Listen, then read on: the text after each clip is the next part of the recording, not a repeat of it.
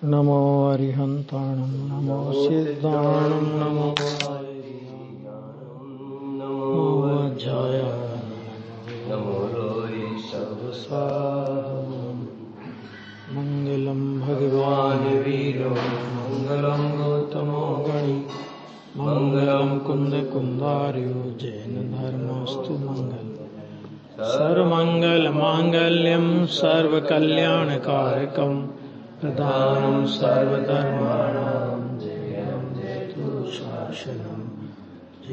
जयतु शासनं सर्वव्यापैक चिद्रूप स्वरूपाय परात्मने सोपलब्धि प्रसिद्धाय ज्ञानानंदात्मने नमः।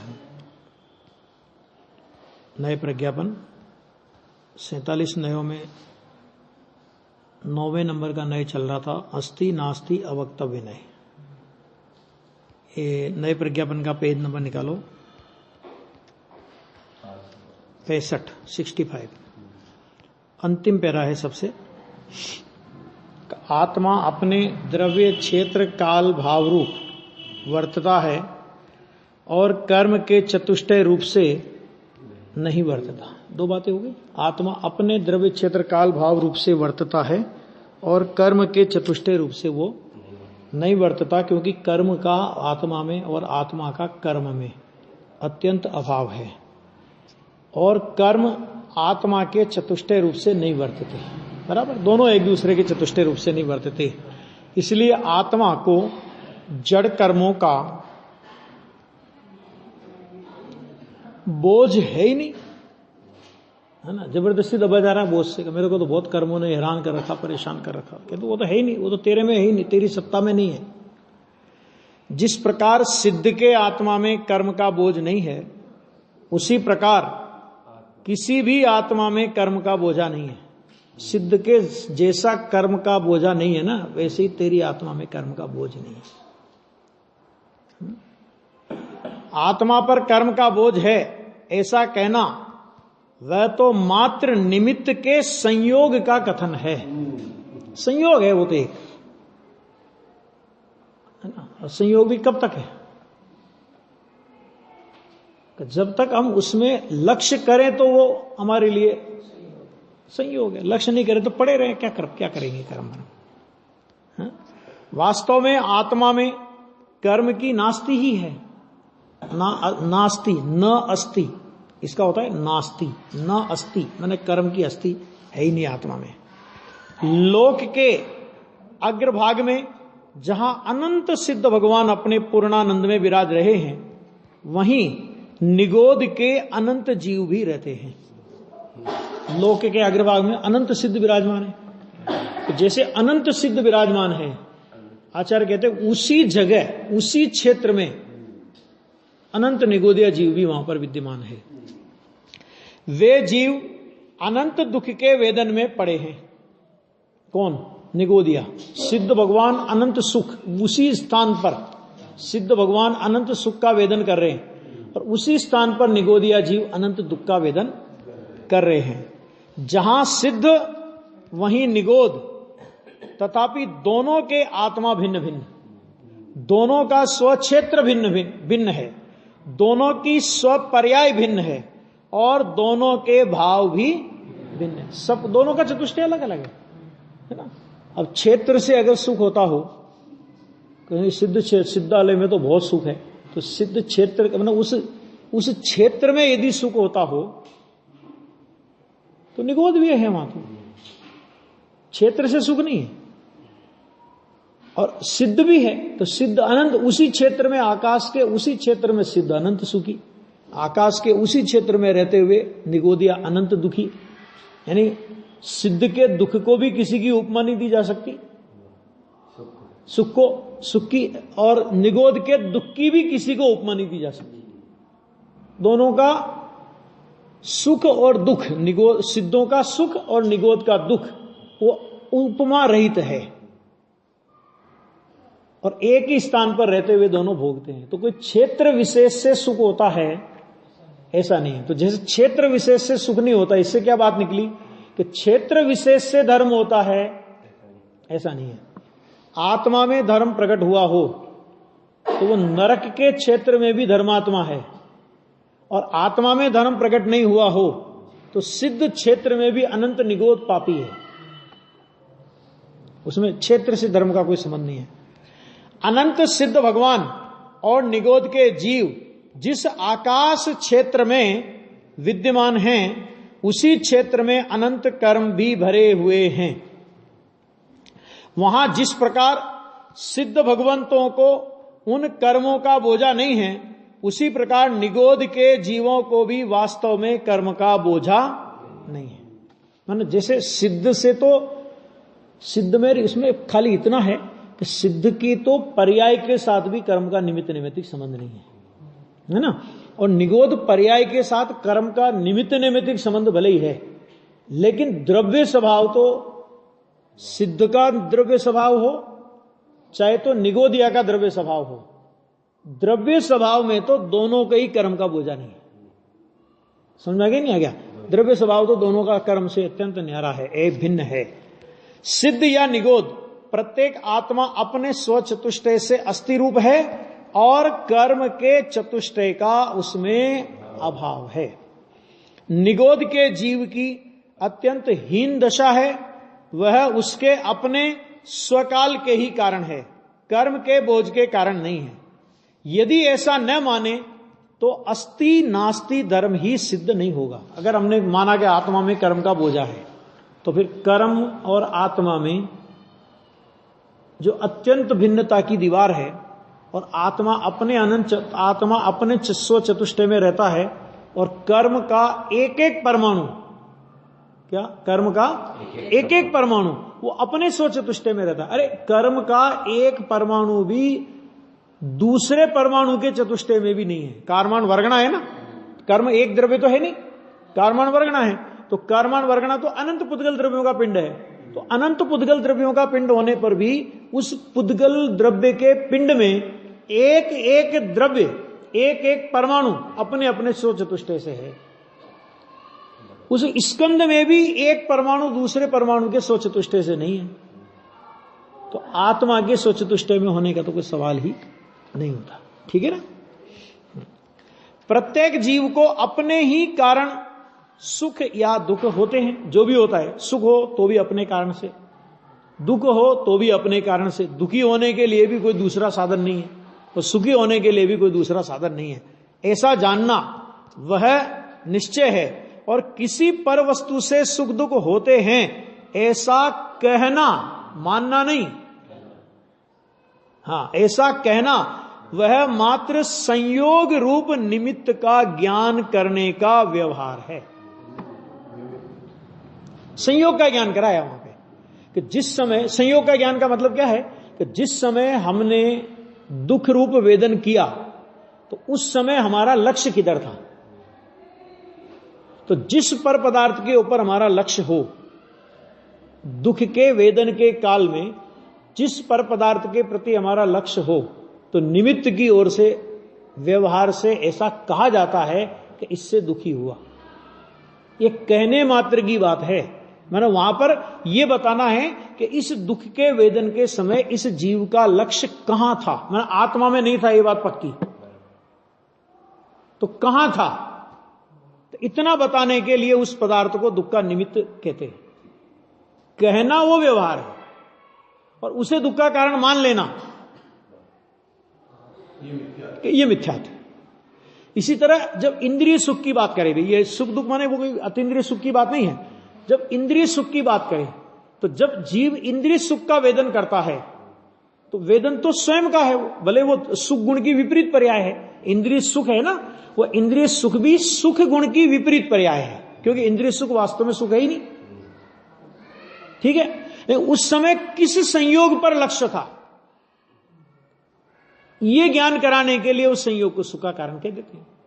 और अज्ञानी जीव वैसा ही मान लेता है। मान लेता है तो क्या करेगा कि सुखी होने के लिए उस संयोग को जुटाएगा और कदाचित जुट जाएगा तो सदाकाल बनाए रखने का प्रयास करेगा। और जिस संयोग को दुख का कारण माना उस संयोग को मिटाएगा, यानी मिटाने का प्रयास करेगा, और मिट जाएगा तो अपने को सुखी मानेगा।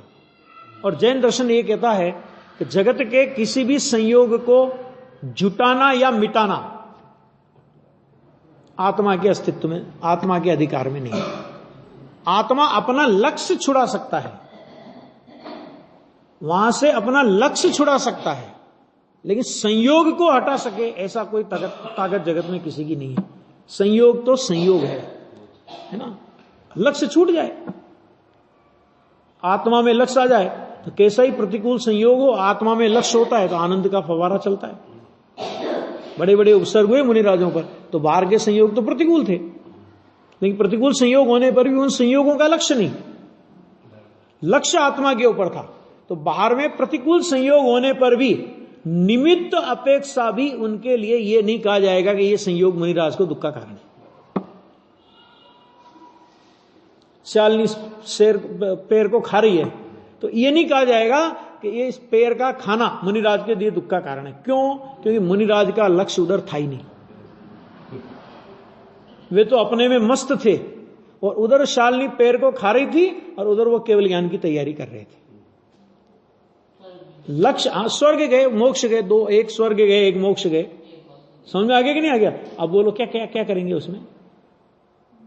लक्ष्य के ऊपर है, हमारा लक्ष्य है तो दुख पर संयोग पर लक्ष्य है तो वो दुख और सुख, वास्तव में तो दुख ही है वो तो सुख दुख, वो तो ये तो इंद्रिय जनित सुख दुख की अपेक्षा से एक को दुख कहा, एक को सुख कहा, परमार्थ से तो दोनों दुख है, ऐसा है। तो वो ज्ञान कराने का व्यवहार है, बराबर। वास्तव में पर की आत्मा में नास्ति है, उससे आत्मा को सुख दुखादि कुछ भी नहीं होता। आत्मा में अस्ति नास्ति आदि अनंत स्वधर्म, अपने अपने धर्म, स्वधर्म माने क्या? अपने अपने अस्ति नास्ति आदि अनंत ऐसे जो स्वधर्म है वे अनादि अनंत एक समय में वर्त रहे हैं, अनादि काल से वर्त रहे हैं, प्रत्येक एक समय में ना, प्रत्येक समय में, और अनंत काल तक वो वर्तते रहेंगे। एक धर्म अस्ति नास्ति आदि ऐसे अनंत धर्म वर्तते रहेंगे। ये देखो, ऐसे आत्मा को जानकर उसकी श्रद्धा और ज्ञान करे तो सम्यक तो हो। खाली जान करके क्या करे? खाली जान लिया धारणा ज्ञान में, परलक्षी ज्ञान में, उतने से काम नहीं चलेगा। उसकी श्रद्धा माने यही मैं हूं, और उसका ज्ञान करे कि ये मैं हूं, ज्ञान में ये मैं हूं ऐसा आवे, श्रद्धा में ये मैं हूं ऐसा आवे। समझा क्या? धारणा ज्ञान में नहीं, खाली धारणा ज्ञान में तो आ गया, लेकिन धारणा ज्ञान से आगे प्रतीति में आवे और ज्ञान में आवे, माने स्वसन्मुख होकर उसका वेदन पूर्वक ज्ञान करे, अनुभव पूर्वक ज्ञान करे, स्वानुभूतिया चकास्ते वो दशा प्रकट करे, तो इसको सम्यक तो होता है, तो सम्यक ज्ञान होता है। और इसके बिना धर्म का अंश भी नहीं हो सकता, कितना ही कुछ कर ले, इसके बिना कभी धर्म का अंश भी नहीं हो सकता। आ गया? पर सन्मुख देखने से आत्मा का धर्म प्रकट नहीं होता, क्योंकि आत्मा का कोई भी धर्म पर में नहीं है। पर में आत्मा का धर्म होवे तो धर्म प्रकट हो, फिर तो जितना ज्यादा धर्म प्रकट करना हो उतना ज्यादा हमें परसन्मुख होना पड़ेगा। सिद्ध भगवान को तो सबसे ज्यादा प्रसन्नमुख होना पड़ेगा। क्यों? क्योंकि सबसे अधिक धर्म, सर्वाधिक धर्म, उससे अधिक अब पर्याय में शुद्धि की वृद्धि हो नहीं सकती, तो वो तो सिद्धों को है। और पराश्रय से यदि धर्म होता हो तो सबसे अधिक पराश्रय किसको होगा? फिर सिद्धों को होगा, सिद्धों को होगा ना। अगर पराश्रय से धर्म प्रकट होता हो तो सबसे अधिक धर्म किसमें? कि सिद्धों में। तो सबसे अधिक पराश्रय किसको होगा फिर? ऐसा तो नहीं। अरे श्रेणी में आने पर जब मुनिराज को ही पराश्रयपना छूटता जाता है, अरिहंत परमात्मा को पूर्ण पराश्रयता छूट गई, सिद्ध भगवान को पूर्ण पराश्रयता छूट गई, इसका मतलब क्या हुआ? कि पराश्रय से धर्म नहीं होता। क्योंकि यदि पराश्रय से धर्म हो तो फिर इन ज्ञानियों को परलक्षी उपयोग इनका होना चाहिए, वो नहीं है। आत्मा के अनंत धर्म आत्मा में है, और उसकी सन्मुखता से ही पर्याय में समय दर्शन ज्ञान चारित्र्य धर्म प्रकट होते, और कोई भी उपाय नहीं है। देखो ये बहुत जोरदार सिद्धांत है। अस्ति नास्ति आदि सप्तभंगी वह जैन धर्म का मूल है। अन्य धर्म में नहीं है ये बात, कहीं नहीं मिलेगी आपको। अस्ति नास्ति अवक्तव्य, अस्ति अवक्तव्य, नास्ति अवक्तव्य, अस्ति नास्ति अवक्तव्य, है ना। ये बात आपको किसी दर्शन में नहीं मिलेगी। एक शास्त्र भी है सप्तभंगी तरंगिणी, एक शास्त्र है, शास्त्र का नाम है पूरा सप्तभंगी तरंगिणी, किसी जगह नहीं मिलेगा ये जैन दर्शन के अलावा। हाँ, उससे जगत की किसी भी वस्तु का स्वरूप निश्चित हो जाता है। कोई भी आप मुद्दा उठाओ, उस मुद्दे में ये 7 प्रश्न खड़े होंगे, और इन 7 प्रश्नों का नाम ही सप्तभंगी है। और इन 7 प्रश्नों से उस वस्तु का पूरा पूरा निर्णय हो जाता है। आ गया? ये कह रहे हैं। कोई ऐसा कहे कि शास्त्र के कारण ज्ञान होता है, तो कहते हैं कि नहीं होता। हाँ, नहीं होता, क्योंकि आत्मा के अस्तित्व में शास्त्र की नास्ती है। 390 का था समय सार। रे शास्त्र है नहीं ज्ञान, क्योंकि शास्त्र कुछ जाने नहीं, इस हेतु से है ज्ञान अन्य और उस शास्त्र अन्य प्रभु कहे। 15 गाथा आचार्य देव ने लिखी है ना, और 15 ही गाथा में आचार्य देव ने जिनेंद्र देव की साक्षी दी। 15 गाथा 390 से 404, और हर गाथा में लिखा जिनेंद्र देव ऐसा कहते हैं। हम नहीं कह रहे, जिनेंद्र देव ऐसा कह रहे हैं। और शुरुआत कहां से की उन्होंने कि रे शास्त्र है नहीं ज्ञान, कि शास्त्र है वो ज्ञान नहीं है। क्यों नहीं है ज्ञान? क्योंकि जो ज्ञान होता है वो जानने का काम करता है। शास्त्र है वो ज्ञान होता है वो क्या करता है? ज्ञान होगा तो जानने का काम करेगा। तो क्या शास्त्र स्वयं कुछ जानता है कि नहीं? ये कुछ नहीं जानता। जब ये कुछ नहीं जानता माने इसमें ज्ञान नहीं है, तो जिसमें खुद में ज्ञान नहीं है तो वो तुम्हें ज्ञान का कारण बन जाए, तुम्हें ज्ञान उत्पन्न करा दे, ऐसा नहीं होता। इस हेतु से है ज्ञान अन्य शास्त्र अन्य प्रभु कहे। ऐसे एक एक पे घटित किया है। पुद्गल पे घटित किया, स्पर्श रस गंध वर्ण पे, सब पे घटित किया है ना। ये ऐसा स्वरूप, ये कैसे समझ में आएगा ये कि भाई अत्यंता भाव है ना। जड़ पुद्गल की रचना है ना। किसकी रचना है? जड़ पुद्गल की रचना है ना। वस्तु स्वरूप ये है ना।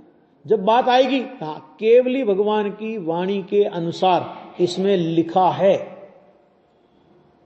इसलिए शब्द श्रुत को भी ज्ञानी पूज्य मानता है, वो एक अलग मुद्दा है। लेकिन शब्द श्रुत में कहा क्या कि शब्द श्रुत में ये कहा कि शब्द श्रुत ज्ञान नहीं है, क्योंकि आप ही कह रहे हो शब्द श्रुत, शब्द कह रहे हो ना, तो शब्द पुद्गल की रचना है।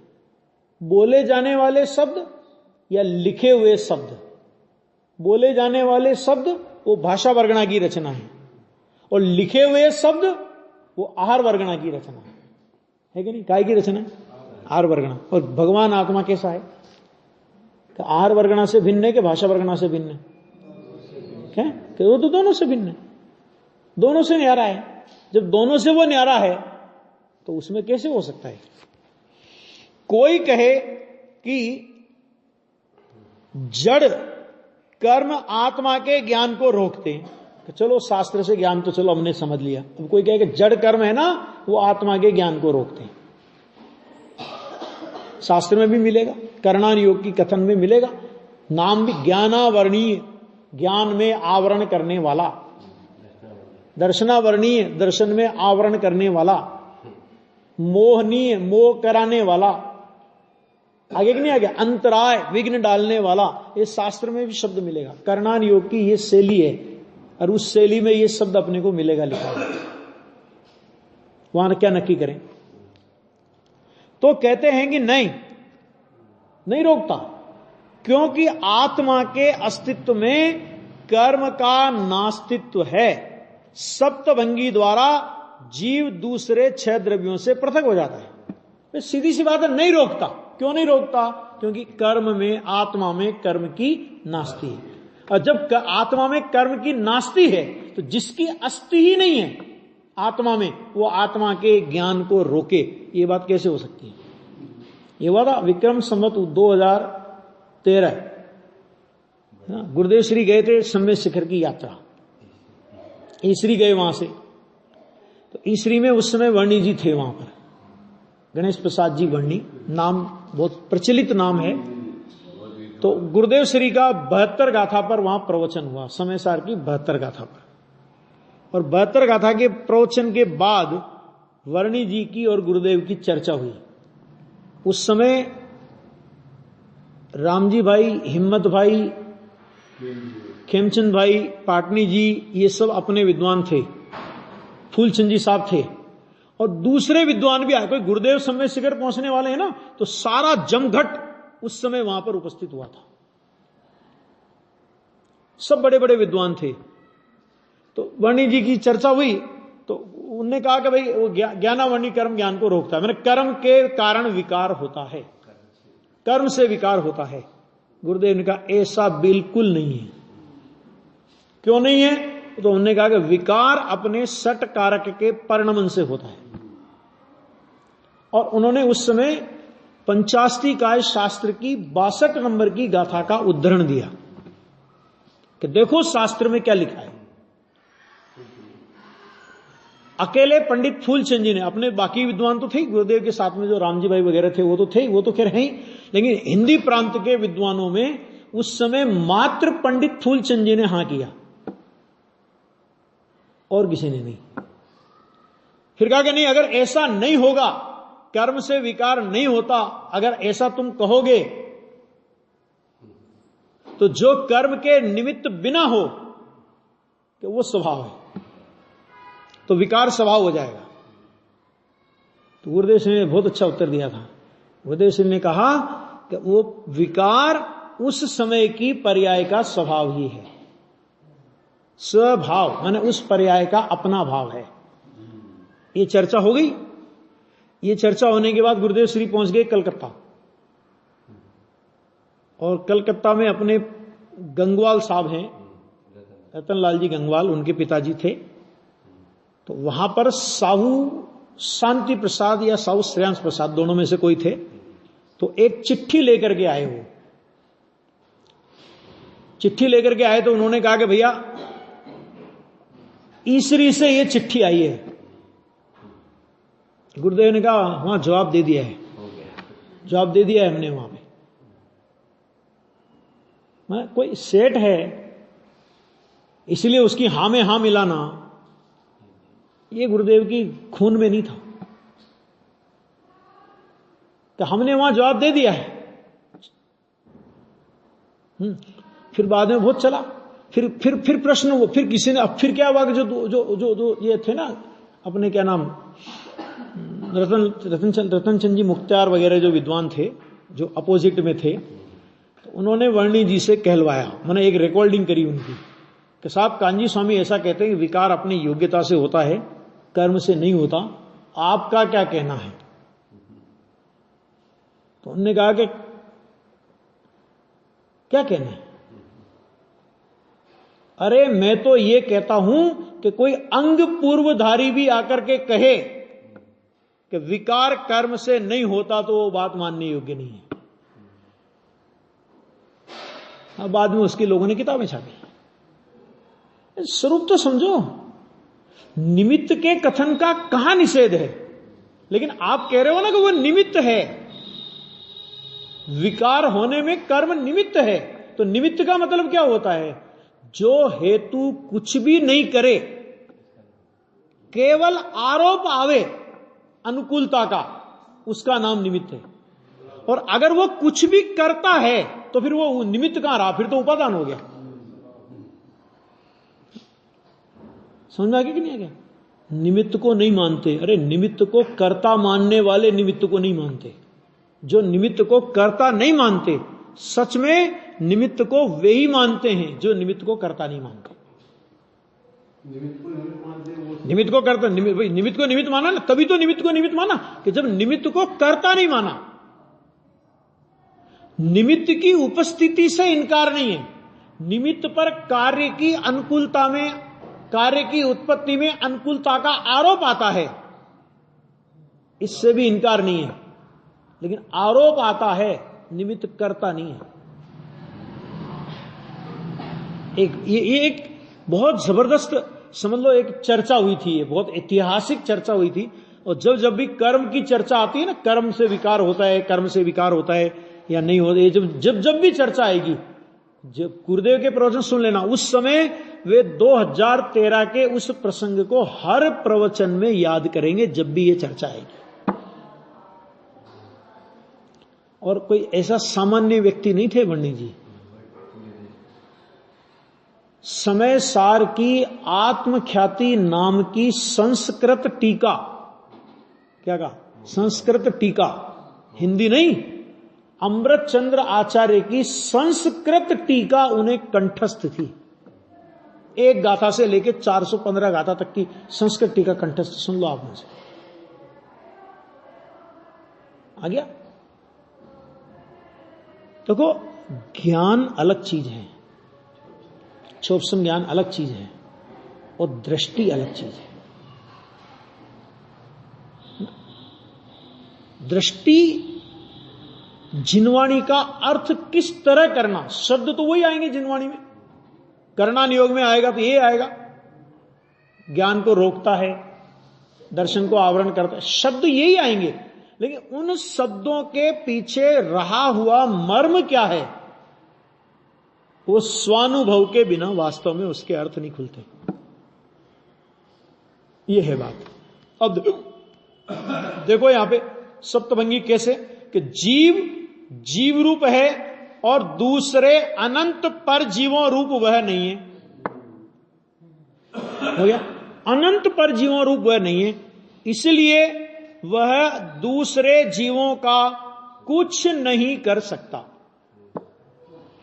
और दूसरे जीवों में भी, दूसरे जीवों से भी उसका कुछ नहीं हो सकता। ऐसा नहीं कि भैया हम तो कुछ कर नहीं सकते, कि चिंता नहीं करो, तुम्हारा भी कोई कुछ नहीं कर सकता। तो इसको क्या लगता है, हम कुछ नहीं कर सकते, हम कुछ नहीं कर सकते, हम तो पराधीन हो गए, है ना, हम तो बिल्कुल पंगु हो गए। लेकिन ये भी तो सोचो कि दूसरा भी तुम्हारे में कुछ नहीं कर सकता।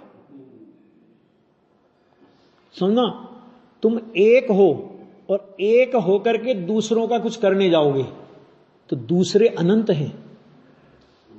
क्या कहा, अपन तो एक ही है ना, और अपन दूसरे का कुछ करने गए। अगर ये व्यवस्था हो गई एक दूसरे का कुछ कर सकता है, तो अपन दूसरे का कुछ करने गए तो दूसरे अनंत हमारे में कुछ करने आ जाएंगे। कैसी व्यवस्था होगी फिर वो? ये व्यवस्था कितनी सुंदर कि न मैं किसी का कुछ करने जाता और न मेरे में दूसरा कोई कुछ करने आता।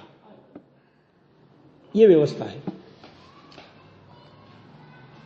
नंबर 2, जीव अपने रूप से है और अनंत पुद्गल रूप से नहीं है, इसलिए वह शरीर आदि पुद्गल में कुछ नहीं कर सकता और शरीर तथा कर्म आदि जीव में कुछ नहीं कर सकते।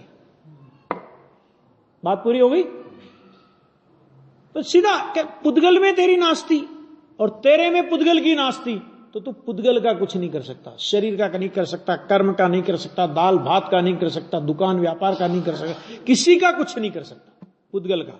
आगे, जीव अपने रूप से है और धर्मास्ति काय द्रव्य रूप नहीं है, इसलिए धर्मास्ति काय के कारण जीव गति नहीं करता। अपन क्या मानते हैं? सिद्ध भगवान लोक के आगे क्यों नहीं जाते? तो उनने लिखा, आचार्य भगवान का कथन आया, धर्मास्ति काय अभावात, तो धर्मास्ति काय के अभाव के कारण नहीं जाते। देखो, आचार्य भगवान को तो वहां पर सर्वसाधारण के सामने धर्म द्रव्य की अस्थि सिद्ध करनी थी। नियम क्या है कि जहां उपादान होता है वहां तद अनुकूल निमित्त होता है। ठीक है, तो जीव को लोकाग्र से आगे जाने की क्रियावती शक्ति में गमन रूप योग्यता नहीं है, नहीं है ना? तो नहीं है तो वहां पर क्या होगा कि धर्मास्ति काय का अभाव, वो अभाव रूप निमित्त है वहां पर। वहां तो अभाव रूप निमित्त का ज्ञान कराया उनने वास्तव में। तो किसका ज्ञान कराया? अभाव। निमित्त के दो भेद होते हैं ना, सद्भाव रूप निमित्त और अभाव रूप निमित्त। माने किसी पदार्थ का होना, कार्य के काल में किसी पदार्थ का होना, वो सद्भाव रूप निमित्त है, और कार्य के काल में किसी पदार्थ का नहीं होना कि वो अभाव रूप निमित्त है। तो उनमें उधर गमन करने की उपादानगत योग्यता नहीं है, और उधर धर्म द्रव्य में वहां पर निमित्त रूप होने की योग्यता नहीं है आलोकाकाश में। अच्छा, दूसरी बात कि लोग ये कहते चलो कि भाई साहब अगर धर्म द्रव्य होता तो चले जाते। देखो धर्म द्रव्य के कारण रुके कि नहीं रुके। इनका भाई साहब जरा विचार करना कि अगर वहां धर्म द्रव्य होता तो फिर आप उसे अलोकाकाश कहते कि लोकाकाश कहते? अलोकाकाश की परिभाषा क्या है और लोकाकाश की परिभाषा क्या है जरा करो। कि जिसमें जीवादि छहों द्रव्य पाए जाएं उसे कहते हैं लोकाकाश, और जहां मात्र आकाश आकाश और आकाश हो, उसके अलावा कोई दूसरा द्रव्य नहीं होवे, उसको कहते हैं अलोकाकाश। तो अगर सिद्ध उनकी जो लोकाकाश के अग्रभाग में, लोकाग्र में, लोक के अग्रभाग में जाते हैं और उसके आगे नहीं जाते, तो नहीं जाते तो धर्म द्रव्य नहीं है इसलिए नहीं जाते कि जीव का भी अलोकाकाश में अस्तित्व नहीं है। मैंने कोई विचार ही करने के लिए तैयार नहीं है। क्योंकि अगर भैया जीव का अस्तित्व अगर लोकाकाश के बाहर भी तुम जीव का अस्तित्व मानोगे तो फिर लोकाकाश और अलोकाकाश ये भेद कैसे करोगे? है ना, भेद कैसे करोगे? क्योंकि धर्म द्रव्य वहां, क्योंकि जीव अगर वहां जाएगा तो धर्म द्रव्य भी वहां होगा, और जाएगा तो फिर वहां ठहरेगा भी ना, नहीं ठहरेगा कि चाहता ही जाएगा, कहीं न कहीं तो ठहरेगा। तो जहां ठहरेगा फिर वहां अधर्म द्रव्य भी होगा, और वो गया और जाकर के ठहरा। ध्यान से सुनना जरा कि गया अलोकाकाश में भी गया गया गया गया गया गया गया ठहर गया। तो इतना देर तक जाना जाना जाना जाना जाना, ये निरंतर परिणमन हुआ कि नहीं हुआ? कि निरंतर परिणमन हुआ तो वहां काल द्रव्य की अस्थि भी सिद्ध हो गई। फिर लोकाकाश और अलोकाकाश का भेद कैसे करोगे बताओ? आ गया? इसलिए जिनवाणी के शब्द पकड़ने से काम नहीं चलेगा, उसके पीछे मर्म क्या है, वहां अभाव रूप निमित्त का ज्ञान कराया है। लोगों को क्या लगता है कि देखो सिद्ध कितने पराधीन है, धर्म द्रव्य नहीं इसलिए नहीं गए। यानी उनका ऐसा लगता है कि धर्म द्रव्य यदि होता ना तो वो चले जाते। यह मतलब क्या हुआ कि निमित्त नहीं है ना इसलिए कार्य नहीं हुआ। अरे वहां जाने रूप कार्य नहीं होना और उसमें अभाव रूप निमित्त का होना, धर्म द्रव्य के अभाव रूप निमित्त का होना, दोनों का निमित्त नैमित्तिक संबंध है ना। ये वस्तु व्यवस्था को जब तक नहीं समझेंगे, नहीं पढ़ेंगे, नहीं समझेंगे, तब तक ऐसे चलेगा। आ गया? अब देखो ये हो गया, धर्म द्रव्य का हो गया। अब देखो जीव अपने रूप है और अधर्मास्ति काय द्रव्य रूप नहीं है, इसलिए अधर्मास्ति काय के कारण वह स्थिर रहता है, ऐसा नहीं है। वो तो धर्मास्ति काय में जैसे कहा वैसे अधर्मास्ति काय में भी समझ लेना बस, है ना। अब आगे देखो, जीव अपने रूप है और आकाश द्रव्य रूप वह काल छूट गया। हाँ, जीव अपने रूप है और काल द्रव्य रूप वह नहीं है, इसलिए काल द्रव्य जीव को परिणमित कराता है, ऐसा नहीं है। अब देखो, अब ये बात है। अब नियम सार में देखो जरा, नियम सार में आचार्य कुंद ने अजीव अधिकार लिखा और अजीव अधिकार में उनने काल द्रव्य की चर्चा करी। अजीव द्रव्य है ना काल द्रव्य, तो अजीव द्रव्य में काल द्रव्य की चर्चा करी। उसके टीकाकार मुनिराज पद्म प्रमलधारी देव ने कहा कि यदि काल द्रव्य नहीं हो तो जीव और पुद्गल में परिणाम नहीं हो। और एक चीज और समझना कि प्रवचन सार में भी जहां काल द्रव्य की चर्चा आई जीव द्रव्य की सिद्धि के लिए जितनी गाथाएं आचार्य देव ने नहीं लगाई, उतनी गाथाएं काल द्रव्य की सिद्धि के लिए लगाई। क्यों लगाई? कि हमारा पड़ोसी जो श्वेतांबर है ना, जैसे हिंदुस्तान को पाकिस्तान परेशान करता है कि नहीं करता, इसी तरह ये जो हमारा पड़ोसी है श्वेतांबर है ना, ये परेशान करता अपने को, काल द्रव्य है ही नहीं। तो उसके सामने काल द्रव्य की सिद्धि इस रूप में करनी पड़ी, निमित्त की प्रधानता से करनी पड़ी। क्या? कि काल द्रव्य नहीं होता तो जीव और पुद्गल में परिणाम नहीं होता। अब उस शब्द को कोई पकड़ ले, कहते वो आचार्य ने लिखा नहीं लिखा, पद्म प्रमलधारी देव ने लिखा कि नहीं लिखा, कुंद कुंद आचार्य के ग्रंथ की टीका करते हुए लिखा कि नहीं लिखा। कि भाई साहब ये तो देखोगे ये कथन किसको समझाने के लिए किया है? जो काल द्रव्य के अस्तित्व को ही स्वीकार नहीं करते। तो काल द्रव्य के अस्तित्व को स्वीकार नहीं करने वालों के सामने काल द्रव्य का कार्य क्या है? कि जीवादिक द्रव्यों के परिणाम में निमित्त होने का। तो काल द्रव्य के कार्य की ओर से उसे समझाना पड़ेगा। ये इसलिए समझाया, नहीं तो अब इसका मतलब ये हो गया कि जीव और पुद्गल के परिणामों को काल द्रव्य करता है। तो फिर दो द्रव्यों में अत्यंता भाव की दीवार का क्या हुआ? एक द्रव्य दूसरे द्रव्य का नहीं करता, इस सिद्धांत का क्या हुआ? एक द्रव्य में दूसरे द्रव्य की नास्ति है, इस अनेकांत का क्या हुआ? ये अस्थि नास्ति तो अनेकांत है ना। तो देखो, निमित्त को कर्ता नहीं मानने वाला अनेकांत को नहीं मानता, या निमित्त को कर्ता मानने वाला अनेकांत को नहीं मानता। कर्ता, हाँ, निमित्त को नहीं मानता। तो निमित्त में अनेकांत क्या है? कि निमित्त में है, निमित्त उपादान में नहीं है ना। तो जिसने निमित्त को कर्ता माना उसने निमित्त के अनेकांत स्वरूप का नाश किया। ये सब लिया है ज्ञान स्वभाव ज्ञेय स्वभाव के प्रवचन है गुरुदेव श्री के, तो उसमें उन्होंने निमित्त उपादान संबंधी अनेकांत लिया है, तो उसमें ये सब बातें आई। आगे बस देखो, व्यवस्था तत्व की क्या है वो समझना पड़ेगा। अब आगे, जीव अपने रूप है और आकाश द्रव्य रूप वह नहीं है। और हम तो क्या मानते हैं? हमने आपको जगह दी।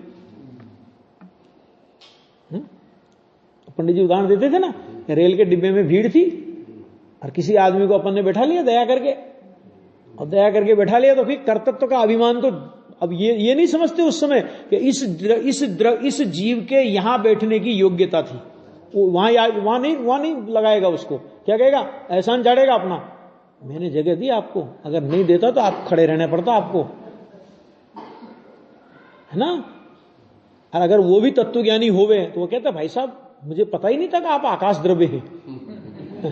क्योंकि जगह देने का काम किसका? अच्छा बताओ, है जगह, निमित्त रूप में भी जगह देने का काम किसका?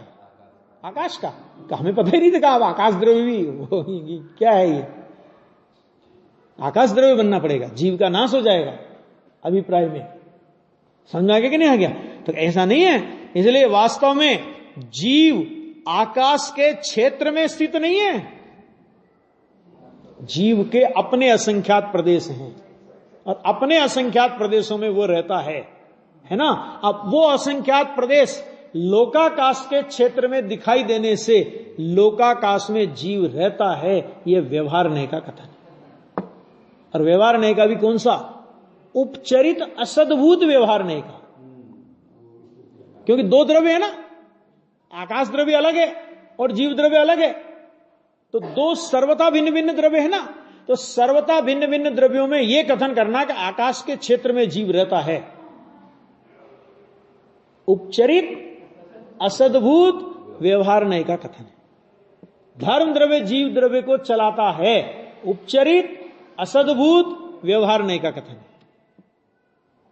अधर्म द्रव्य ठहराता है, उपचरित असद्भूत व्यवहार न्याय का कथन है। काल द्रव्य परिणमन कराता है, उपचरित असद्भूत व्यवहार न्याय का कथन है। उपचरित असद्भूत व्यवहार न्याय माने व्यवहार न्याय का वो हिस्सा जो अत्यंत भिन्न पर पदार्थों के साथ में एकत्व स्थापित करता है, एकत्व का कथन करता है। वो तो असद्भूत व्यवहार है, अनुपचरित भी नहीं, भले असद्भूत हो लेकिन अनुपचरित होता ना। अनुपचरित तो तब हो कि जब अपने में एक क्षेत्रावगाह संबंध हो, उसका परस्पर अवगाह सिद्ध संबंध हो। नहीं, शरीर का और आत्मा का जैसा संबंध है, अथवा कर्म और आत्मा का जैसा संबंध है, क्या पुद्गल, धर्म, अधर्म, आकाश, काल, इन द्रव्यों का आत्मा के साथ में वैसा संबंध है? यारे ये समझना पड़ेगा, है ना। ये आ गया, आकाश के क्षेत्र में स्थित नहीं है, परंतु अपने स्व क्षेत्र में ही स्थित है। हो गया, है ना। देखो कितना एक एक बोल में, एक एक अस्थि नास्ति में कितना गजब का पूरा जगत से भेद ज्ञान हो गया। मैं अपने द्रव्य क्षेत्र काल भाव से हूं, मैं परद्रव्य क्षेत्र काल भाव से नहीं हूं, तो परद्रव्य क्षेत्र काल भाव में सारा विश्व आ गया। मैं सारे विश्व से नहीं हूं। इस प्रकार जो जीव अस्थि नास्ति धर्म द्वारा अपने को समस्त परद्रव्यों से पृथक जाने, वह अपने स्वभाव की ओर ढले बिना नहीं रहता। पृथक जानेगा तो ढलेगा, और पृथक नहीं जानेगा, सबको एक में एक मानेगा तो कभी उधर जाएगा, कभी उधर जाएगा, कभी उधर जाएगा, कभी उधर जाएगा। और मैं सबसे न्यारा हूं विश्व में, मेरा किसी भी परद्रव्य के साथ रंच मात्र संबंध नहीं है, नास्ति सर्वोपि संबंध, तो फिर किधर जाएगा वो? अपनी ओर ही ढलेगा। आत्मा का नास्तित्व धर्म कहने से पर द्रव्यों का अस्तित्व भी सिद्ध हो जाता है। नास्तित्व कहा ना, तो किससे नास्तित्व? तो पर द्रव्यों से नास्तित्व। तो उन पर द्रव्यों के अस्तित्व की सिद्धि भी होगी, क्योंकि पर द्रव्य है तभी तो तू उससे भिन्न है। अगर पर द्रव्य विश्व में होते ही नहीं है? पर द्रव्य विश्व में होते ही नहीं, तो परद्रव्य से भिन्न ये बात भी कहने की आवश्यकता कहां थी?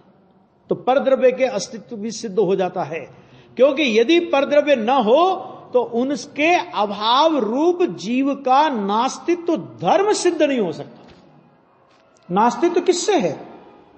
तो वो सिद्ध नहीं हो सकता था।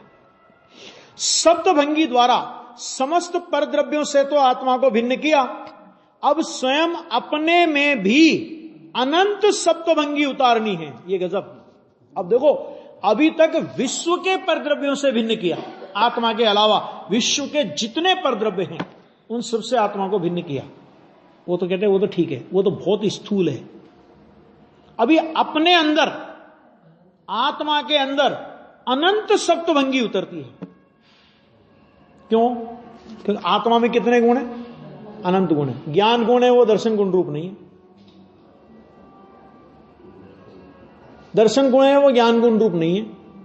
तो दर्शन और ज्ञान में सप्तभंगी उतरेगी, दर्शन और चारित्र में सप्तभंगी उतरेगी, दर्शन और सुख में सप्तभंगी उतरेगी, सुख और दर्शन में अरस परस उतरेगी ना। ज्ञान और दर्शन में सप्तभंगी उतरेगी, दर्शन और ज्ञान में सप्तभंगी उतरेगी। आगे कि नहीं आ गया? ऐसे कितनी सप्तभंगियां होगी? अनंत गुण, एक एक गुण दूसरे गुण रूप नहीं है, और वो दूसरा गुण भी उस पहले के गुण रूप नहीं है। आ गया?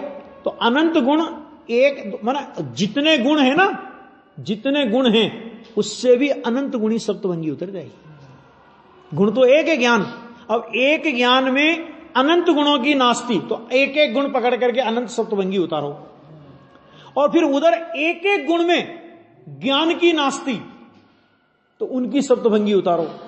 ऐसे करो, एक कसरत है। आ गया? और आगे बढ़ो। अनंत सप्तभंगी कैसे उतरती है? प्रत्येक समय की पर्याय है। एक समय की पर्याय दूसरे समय की पर्याय नहीं है, और दूसरे समय की पर्याय पहले समय की पर्याय नहीं है। एक एक पर्याय में उतारो सप्तभंगी। आ गया? अभी और आगे बढ़ो कि एक एक पर्याय में अनंत अनंत अविभागी प्रतिच्छेद है। एक एक अविभागी प्रतिच्छेद दूसरे अविभागी प्रतिच्छेद रूप नहीं है। ऐसे अनंत सप्तभंगी अंदर में होता है। आ गया? ये इतना गंभीर तत्व है। सामान्य बात थोड़ी है।